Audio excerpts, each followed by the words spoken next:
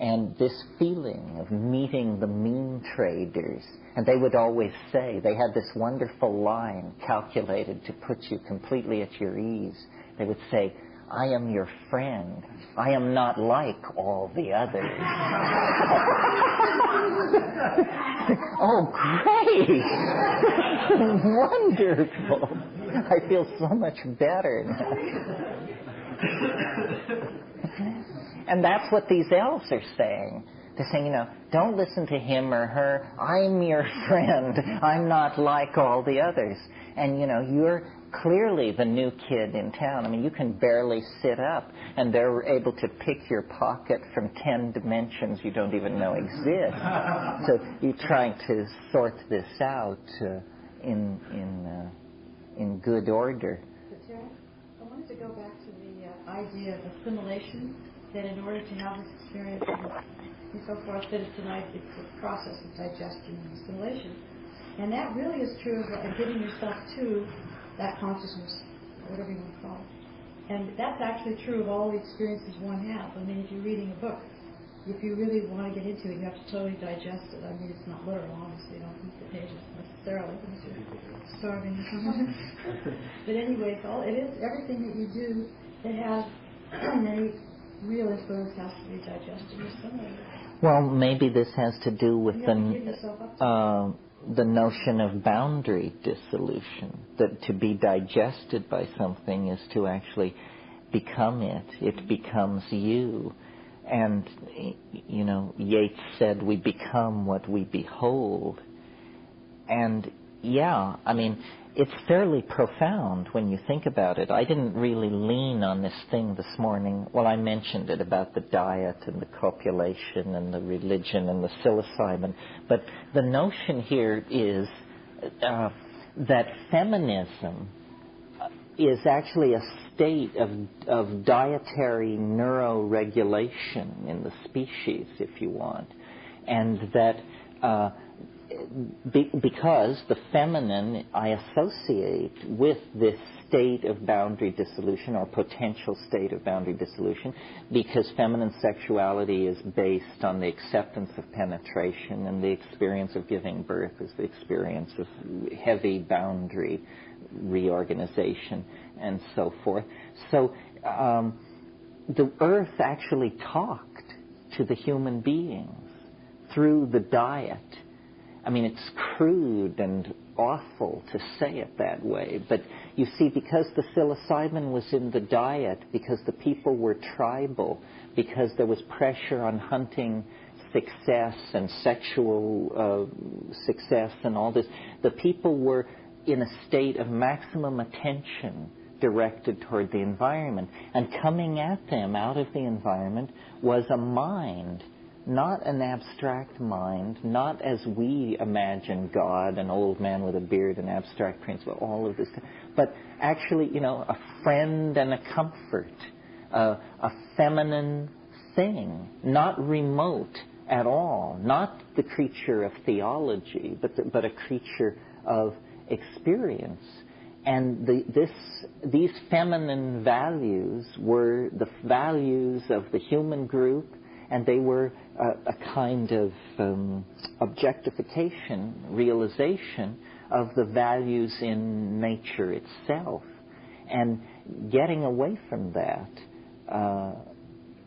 broke this bond that was very real.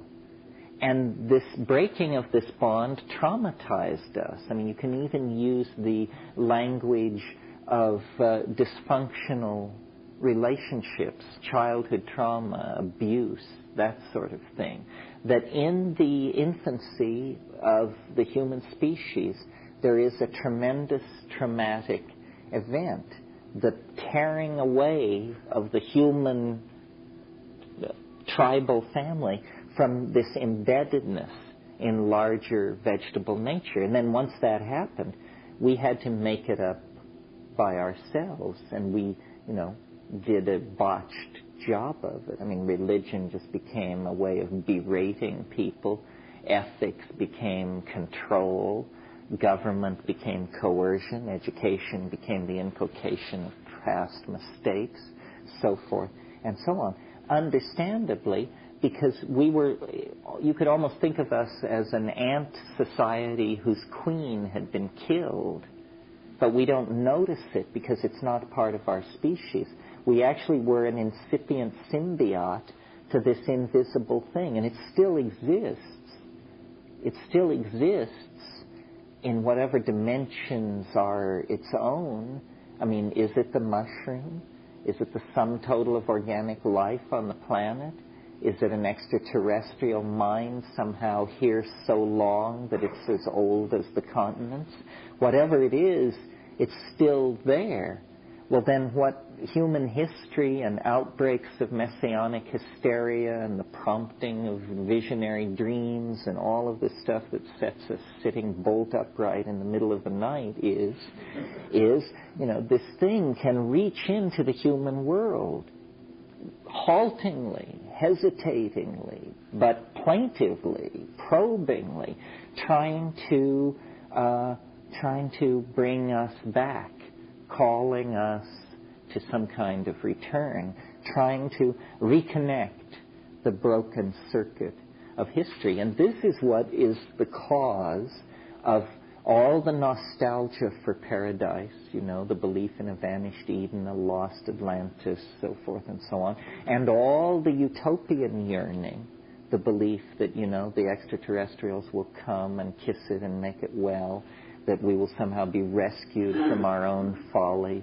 that dead Galilean politicians will walk again among us. And all of these ideas that are overthrow of natural law for the purpose of saving us in a drama of cosmic redemption. Well, it's like a psychological process. It's like somebody digging into their stuff. And, we all start out with the assumption that our childhood was perfectly normal and our parents were fine people. And then you start digging and separating and working and looking, and then the picture becomes much more complicated.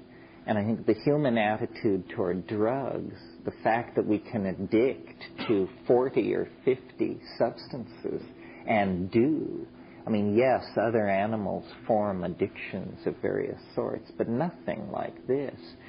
Clearly we are in a state of permanent chemical disequilibrium. We will gnaw door handles, sniff paint thinner, tobacco, heroin, you name it, thousands of alkaloids, dig up stuff the pig wouldn't eat, and then pickle that, and then eat that. All this anxiety and disease around the problem of food is that we're looking for something. Well, then every time somebody finds it, then a huge shriek goes up from the body politic that it's illegal what you found. It's unacceptable. This behavior cannot be tolerated. People who smoke joints of marijuana, the chief of police in Los Angeles wants them shot like dogs in public places in order to keep public order. Well, what we've got here, folks, is a lot of serious anxiety around states of mind, clearly. And it's a rupture from the synthetic. It's a rupture from the organic, creating totally synthetic realities on every level. That's part of what happens when we're separated from the organic.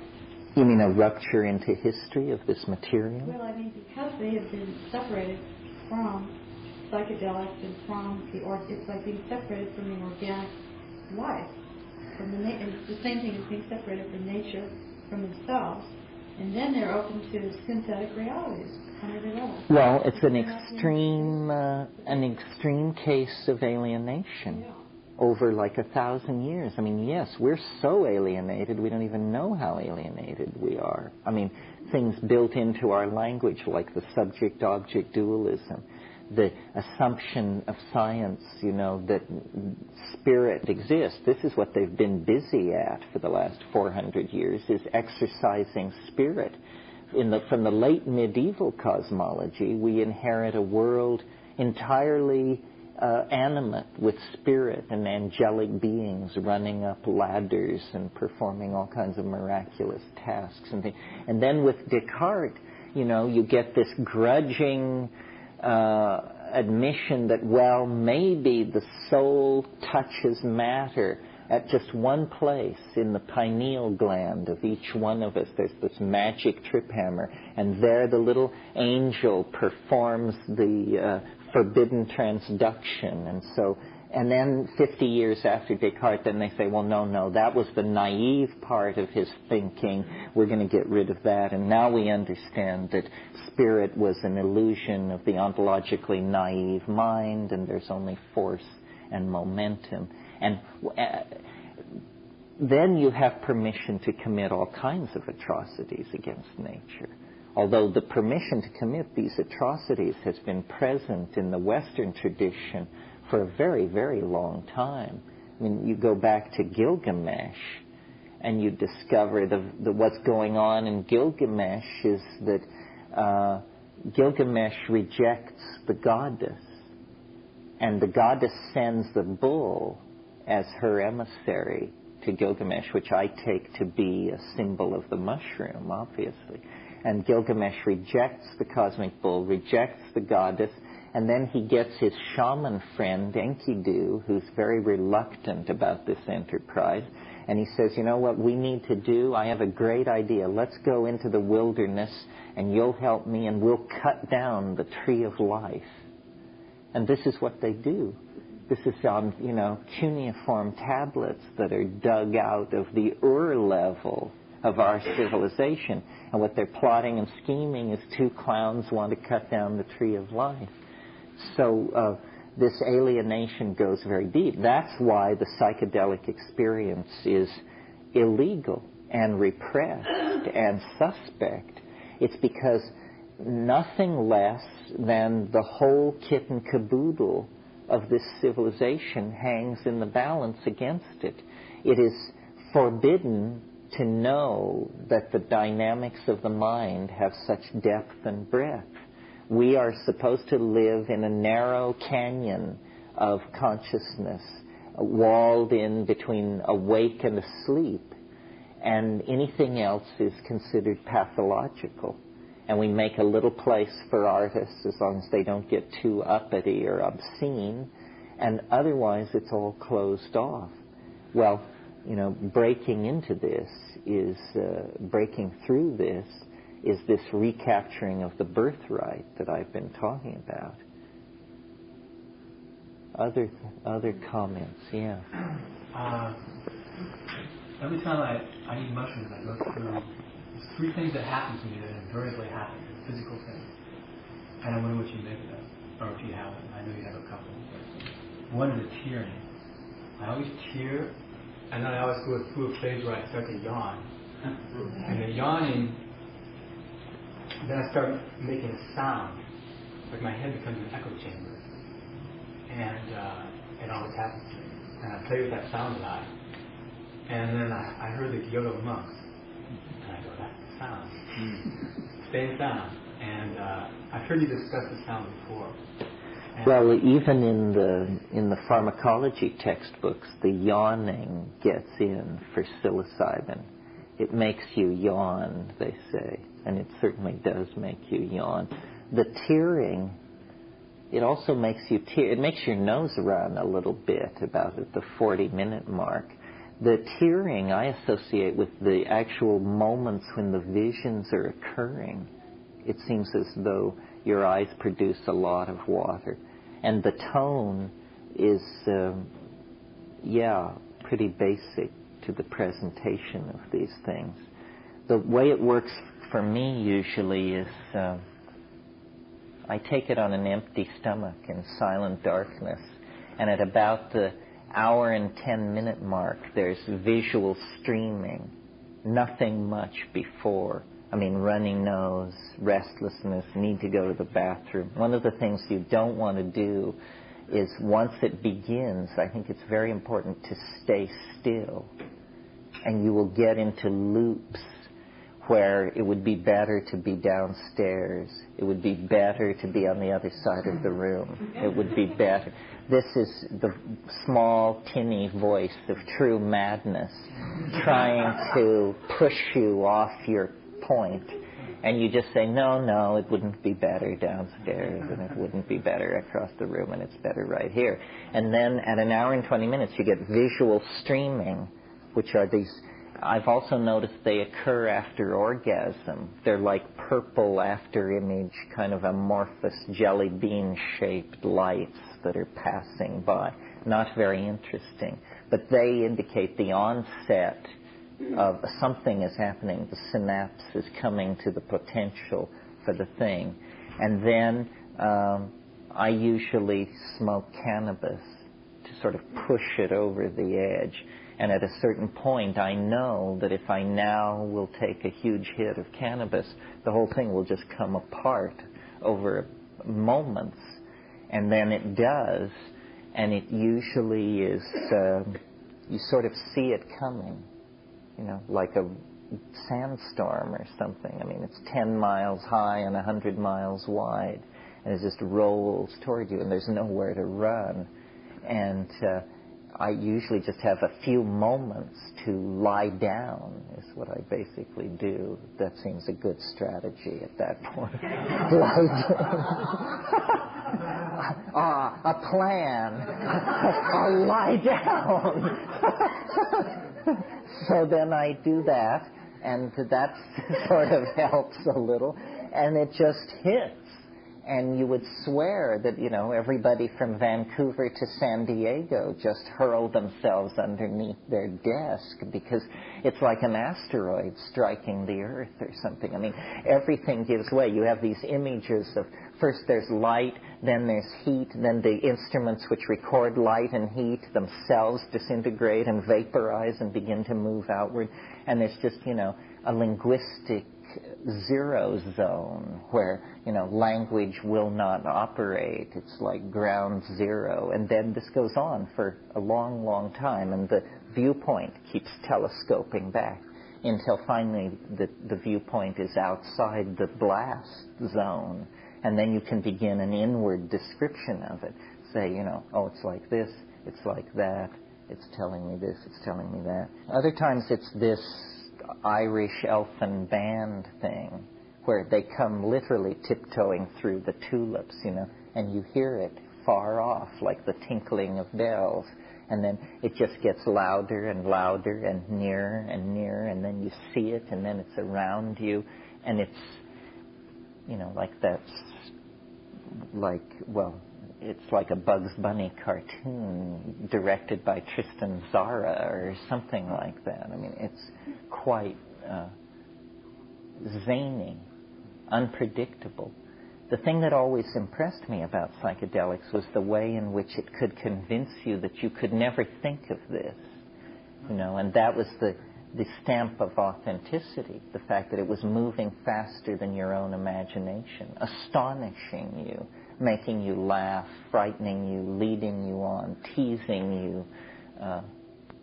It's very strange. I mean, there's nothing else like it. It's like, you know, the Arabs used to say of the city of Isfahan in Iran in the 10th century that it was half the world because of its vaulted domes and minarets. That if you hadn't seen Isfahan, half the world lay before you. Well, it's literally true of psychedelics.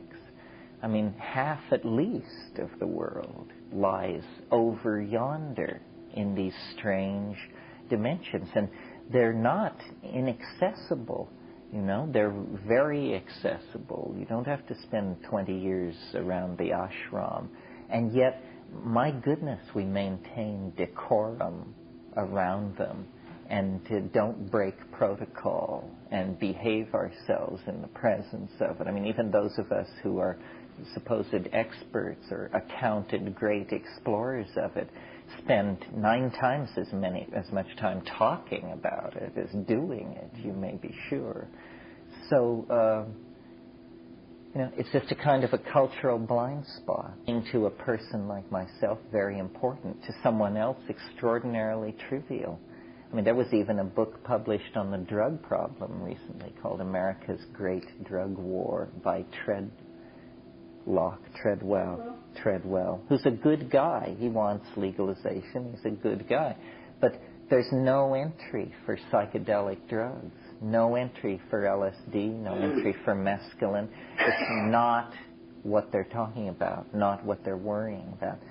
Even the people who want drugs legalized do it with this kind of, okay, this attitude. We're defeated. We'll legalize drugs. Screw it. That's it. Go ruin yourselves now. There's no notion of hope, no notion of a pharmacological engineering of consciousness to any reasonable end.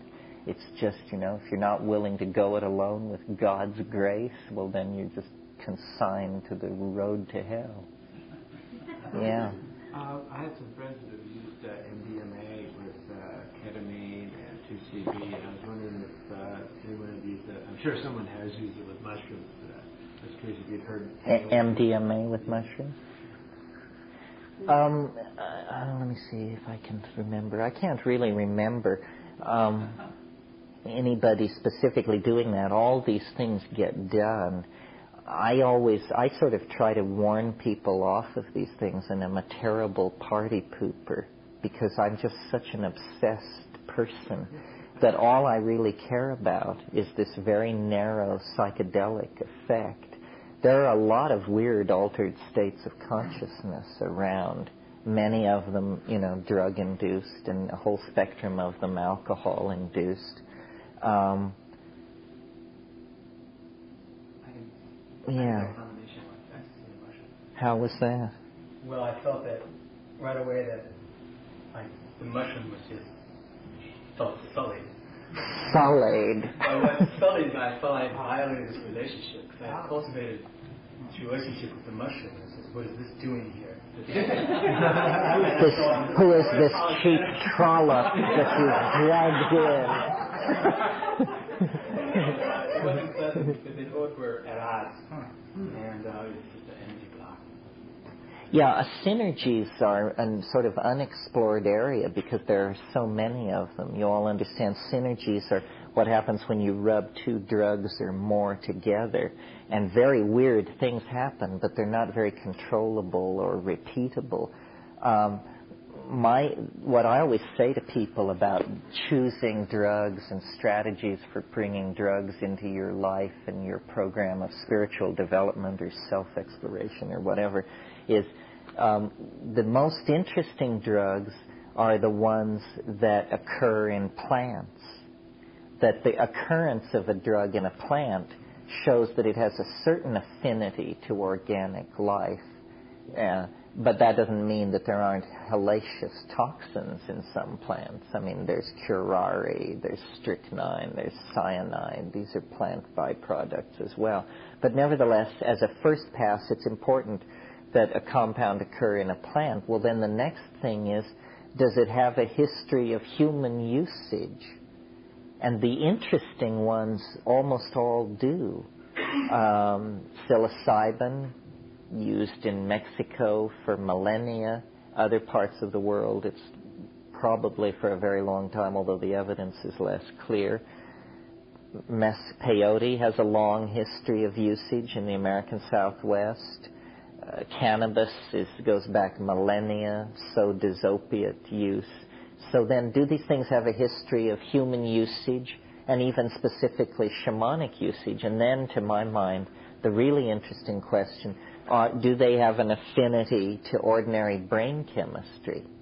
Do they, because, and I mentioned this morning, the strongest drugs are the ones most like ordinary brain chemistry. The most extreme case being DMT. DMT only lasts 7 to 10 minutes, and yet it's the most profound dislocation of reality that you can undergo. Well, why is it that it is both so profound and so quickly quenched in the organism? It's because in the human brain, biopathways exist which recognize and degrade this very readily because they are there all the time performing this function on DMT. So to my mind, it isn't that you sail out toward the most synthetic or complex or chelated molecules, but that in fact these things are highly suspect. That what we're trying to do is actually tweak consciousness, do reverence to the physical brain, but tweak consciousness as little as possible to get the desired effect. One of the really fascinating things about DMT, I think, is that once someone has smoked it, once someone has had this experience, you can have a dream in which it is introduced into the dream as a theme, DMT, and then you actually smoke it in the dream, and it actually happens in the dream. And I don't know of any other drug that this is true of, and what it says to me is that even though this is an extremely radical psychedelic experience, apparently the chemistry that is the precondition for it is just under the surface, almost within reach of conscious awareness. I mean, I've sat down at times and thought about smoking DMT and tried to invoke it and never succeeded the way I've succeeded in a lucid dream doing that. But it shows, I think, that the chemistry is very close to ordinary metabolism. I'm interested in knowing about DMT. It's not the same thing as mushrooms, is it organically... Yes, it's closely related. In the chemical families of the hallucinogens, you have the indole family, which is a fairly large family, and it includes the lysergamides that are the LSD type drugs, the beta carbolines, which are MAO inhibitors and occur in Banisteriopsis caapi, and the iboga alkaloids, which are psychedelic aphrodisiacs from West Africa, and then the tryptamine group. And the tryptamine group is the largest group, and it comprises psilocybin in the mushroom and DMT in the leaves of certain bushes and in the barks of certain South American trees. And then it also occurs in other plant genera, but not in very high concentration. But 5-methoxy-DMT occurs in toads. 5-methoxy-DMT is interesting. It's recently had a kind of vogue because people discovered they could collect the exudate from the toad and dry it on their windshield and scrape it off and then smoke it up or sell it for about $80 a gram. It's a big thing in Florida. For mushrooms, and now they're out the farmers. They're out there licking toads. Well, nobody actually licks toads. That's just a slander. What you do is you milk the toad onto the glass of your four-wheel drive vehicle windshield and then let it dry in the sun and then scrape it up and collect it in a film canister.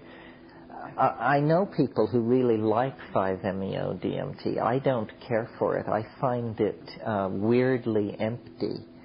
It's not visionary like DMT. DMT is a chaos of hallucination. It is the most hallucinogenic compound there is. I mean, it's just hallucinations stacked on top of each other. I mean, in every angle, tiny demons are seen to be performing elaborate calisthenic exercises.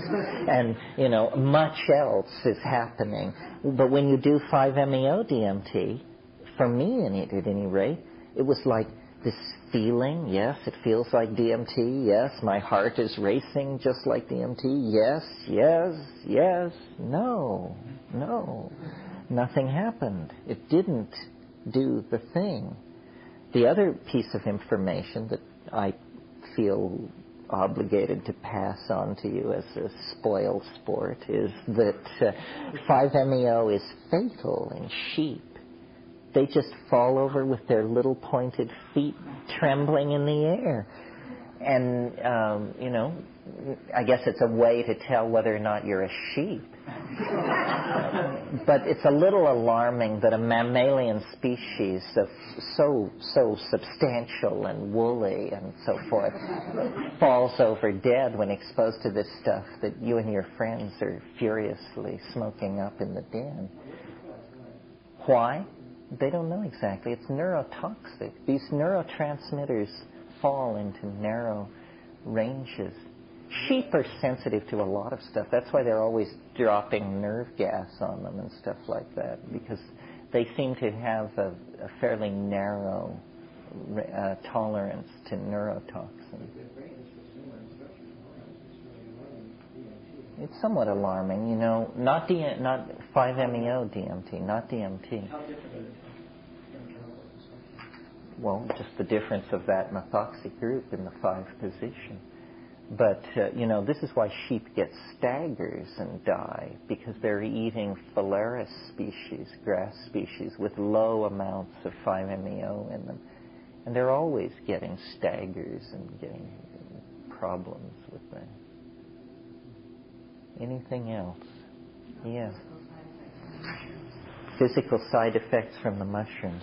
Well, one of the things you have to understand is that research on psychedelics is illegal and not even encouraged among professionals. So a lot of what's known is anecdotal. Whenever you talk about the side effects of any drug, you have to realize that people are highly variable. So tolerant and drugs are the area where these differences between people show up dramatically. Generally, psilocybin is thought to be a fairly safe compound. In terms of crude measures of its safety, it's very safe. I mean, for instance, the way pharmacologists talk about drugs is they talk about what's called the LD50. This is the horrible concept of, if you have 100 mice, how much of this drug do you have to give these 100 mice so that 50 die? The LD50, the lethal dose 50. Well, for psilocybin, it's huge. I mean, hundreds of milligrams per kilogram of body weight. So that's not a possibility. That's the cheerful news from the world of reductionist pharmacology. The problem is that when you get out there, the whole religion of taking these things holds that science doesn't know what it's talking about. So when you get out there and you have the complete and total conviction that you're dying, then you have to grapple with this. And the thing is, it's always completely convincing. And this is just something that it seems to put one through occasionally. You don't get much sympathy from straight people. I mean, they say, well, psychedelic drugs, isn't that the bit? You think you're in heaven, then you think you're dying, then you think you're God, then you think you're dying. And I thought that was what is supposed to happen. Well, as we know, you try to steer around that. If there are episodes of fear, the only thing you can do is sit it out and breathe it out and sing it out. The one thing people shouldn't do is clench up and hunker down and just go into the fetal position and stay. What you want to do is circulate a huge amount of energy and oxygen through your body by singing. This is what shamans do when they get into difficult places. They sing their way through it. And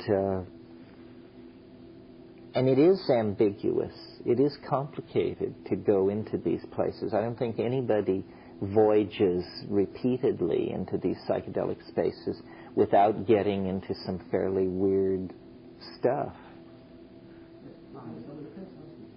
What kind of songs do I sing? They're usually based pretty much on the tonality of the situation and finding a tone that I can ride out of the situation. So, and they're synesthesic. I mean, a tone like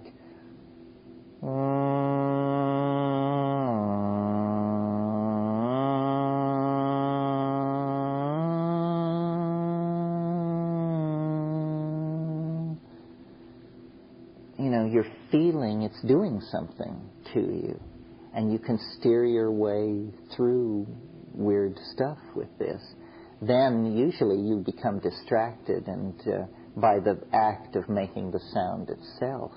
Because the sound, first of all, you either have or have the illusion that you have tremendous control over the production of tone. Your ear, it gives you a tremendous ability to differentiate these tones, and they're appearing in front of you as colors if you're loaded enough. So this is the modality in which you can experiment with the visible language. You try to syntactically construct out of tonality and glossolalia some kind of convincing modality. Most of you have probably heard ayahuasca songs. I mean, wane, wane, wane te, sinji te, sinji, sinji, sinji te. They're driving, is what they are. They're repetitious and they're driving. And you discover in yourself, the capacity for glossolalia, which you can ride. You can lift the meaning governor off of the language machinery and just let it spin. And it's indefensible as art, but ecstatic to do, I mean, I tend to do glossolalias, which are more conversational. And I like them because they play with meaning.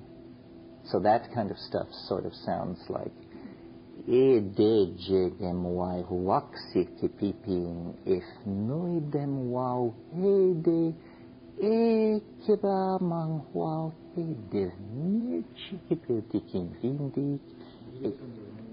Yeah, I do this alone in the dark. And what it is it places an edge for the light to follow. And you discover meaning in the absence of context.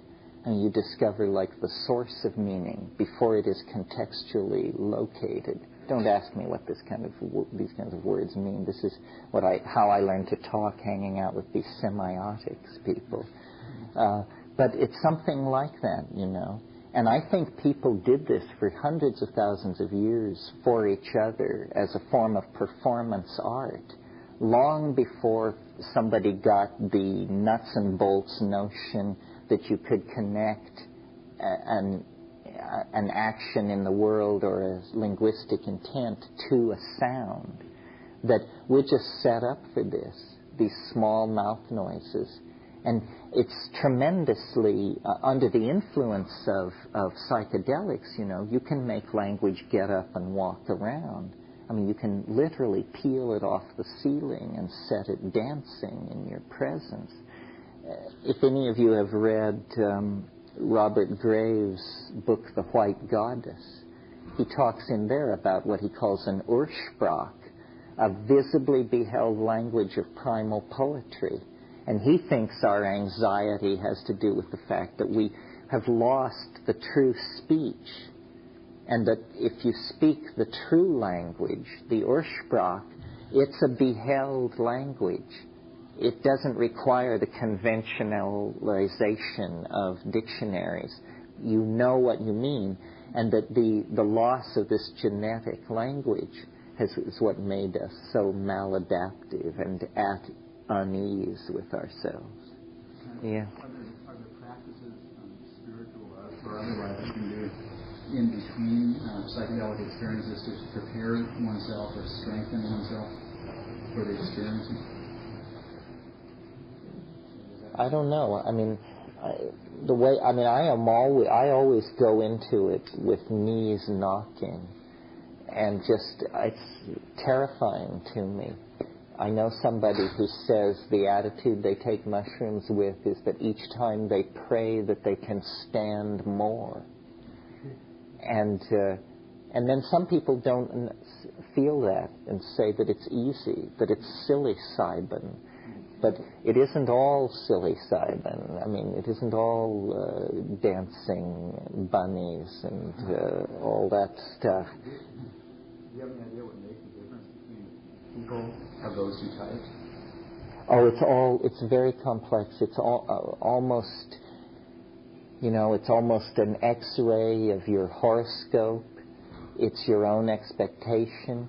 The time can be wrong. I'm convinced that if the time is wrong, you can be a saint and it will shake your teeth out, And yet, what is the wrong time? How do you find it? I used to always throw the I Ching going into it. And if the I Ching said don't do it, I just wouldn't do it. There's psychic weather. There's low energy. There's personal anxiety. There's also even, I think, the state of the collectivity. That, go into it when half the world is on the brink of war. And, it's complex. And it's getting more complex in there because of all this knitted together stuff. So it's delicate. It's like skin diving or sailing or one of these things where you have to carefully judge the initial conditions. The initial conditions largely determine the end state. And then this is what shamanism is this ability to judge those conditions and call it right. Ken? Yeah, but don't you think that as an ayahuasca diet helps? Yeah, I think that what Ken's referring to is in the areas where ayahuasca is a happening thing indigenously, the shamans say that the diet is the real precondition for doing it, and how long you've kept this diet. And yeah, I think that shamanism, psychedelically practiced, is the art and science of human physiological transformation, and that by manipulating indoles and manipulating growth hormones and all of these things, a kind of superhuman condition becomes available. And this is what these people figured out in these climaxed rainforests. They had nothing else going. They weren't into metallurgy. They weren't into the purification of chemical elements. These other directions that we followed were alien to them. And what they gained was a tremendous facility with natural chemistry and diet, using the human body as the primary retort, the baseline, the alchemical furnace in which all these transformations were going on. I'm convinced that in its native setting, ayahuasca is a telepathic drug. I mean, people, small groups of tribal people are taking this thing and making group decisions based on group hallucinations, based on the collective database of the tribal group. They're seeing the information from a higher dimensional space. But this is a kind of telepathy.